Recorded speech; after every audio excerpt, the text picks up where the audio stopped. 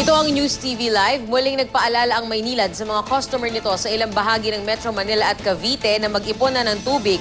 Bunsod ang ipatutupad na rotating water service interruption simula bukas.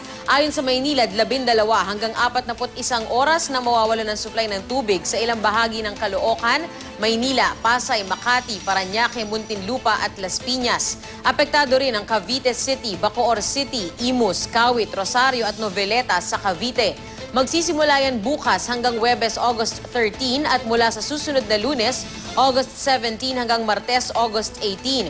Ang 3 araw na pagitan sa mga scheduled interruption ay para raw makapag-ipon muli ng tubig ang apektadong mga residente. Bunsod ng water service interruption ng flood control project ng DPWH.